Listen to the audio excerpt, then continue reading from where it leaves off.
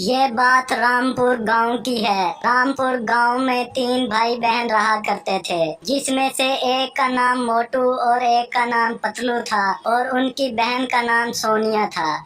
इन सब में मोटू सबसे बड़ा था और वो दिन भर खेतों में काम करता था और पतलू दिन भर पढ़ाई करता था। पतलू पढ़ने में बहुत होशियार था। फिर ऐसे ही कुछ दिन गुजर जाते हैं। पतलू की स्कूल की पढ़ाई पूरी हो जाती है तो एक दिन पतलू मोटू से कहता है, भाई मेरी स्कूल की पढ़ाई पूरी हो चुकी है और मैं सोच रहा हूँ मैं शहर जाकर आगे पढूं। और फिर मोटू कहता है, हाँ हाँ पतलू, क्यों नहीं, तुम वैसे भी पढ़ाई में बहुत होशियार हो और मुझे तुम्हारे ऊपर पूरा भरोसा है कि तुम एक दिन अच्छे आदमी बनकर लौटोगे। और फिर अगले दिन मोटू पतलू को बस में बिठा देता है और शहर भेज देता है और पतलू शहर में जाकर पूरा दिल लगाकर पढ़ने लगता है। ऐसे ही 6 महीने गुजर जाते हैं और एक दिन पतलू मोटू को फोन करता है और बोलता है, मोटू भाई, तुमने जो मुझे पैसे दिए थे वो खत्म हो गए हैं और मुझे फीस के लिए कुछ पैसे भेज दो। यह कहकर पतलू कॉल बंद कर देता है।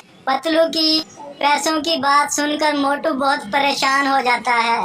तो मोटू को ऐसे देखकर उसकी बहन सोनिया बोलती है, क्या हुआ मोटू भैया, आपको पतलू भैया ने ऐसा क्या बोला कि आप अचानक इतने परेशान हो गए हैं? मोटू भैया परेशान मत हो। क्या बताऊं बहना, तुम्हें अभी अपने घर का गुजर बसर मुश्किल से हो रहा है और फसल कटने में भी बहुत वक्त पड़ा है और पतलू को कुछ पैसों की जरूरत है और मैं अब पैसे कहाँ से लाऊं, मुझे तो कुछ समझ नहीं आता। पहले ही जानता था मैं अपने भाई को शहर में नहीं पढ़ा पाऊंगा, लेकिन फिर भी पतलू की ख्वाहिश देखकर मैंने उसे भेज दिया। लेकिन अब पैसे नहीं है तो क्या करूं? और कुछ ही टाइम की बात है, पढ़ाई के बाद पतलू भैया की अच्छी जॉब लग जाएगी और अपने दिन भी फिर जाएंगे और आप अब ऐसे पीछे नहीं हट सकते। और आप जानते हैं पतलू भैया कितनी मेहनत से वहाँ पढ़ाई कर रहे हैं। सोनिया, मुझे पतलू को पढ़ाने में कोई एतराज नहीं है, लेकिन अब पैसे नहीं है तो तुम ही बताओ मैं क्या करूं। और ऐसा करो, तुम कल सुबह की बस से पतलू के पास जाना और उसे अपने घर के हालात बताना। अगर मैं उसे फोन पर बताऊंगा तो वो नहीं समझेगा। तुम उसे वहाँ अच्छे से बिठाकर समझाना और अपने साथ वापस ले आना।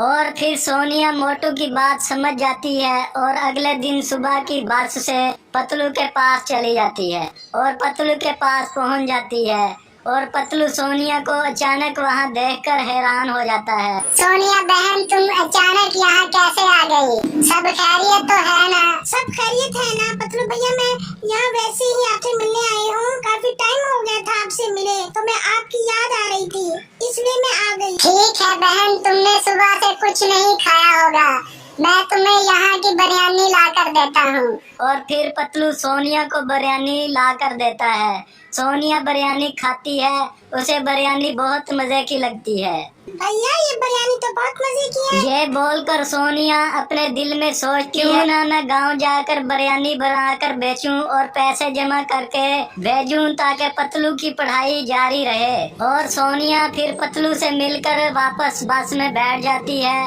और गांव के लिए रवाना हो जाती है। थोड़ी ही दूर जाने के बाद बस का एक्सीडेंट हो जाता है, जिसमें सोनिया समेत तमाम सवार मर जाते हैं और सोनिया एक चुड़ैल बन जाती है। सोनिया चुड़ैल बोलती है, कुछ भी हो जाए मैं पतलू भैया की पढ़ाई के लिए पैसे जरूर जमा करूंगी। और फिर चुड़ैल सोनिया का रूप धार कर घर लौट आती है और अगले दिन से बिरयानी बेचने लगती है। ऐसा ऐसा सोनिया बिरयानी की वजह से मशहूर हो जाती है। ऐसे करते करते सोनिया बहुत सारे पैसे कमा लेती है। सोनिया इन पैसों को मोटू की मेज पर रख देती है और एक चिट्ठी में सारी बात लिख देती है जो भी उसके साथ हुआ, और चिट्ठी को रखकर सोनिया हमेशा हमेशा के लिए गायब हो जाती है।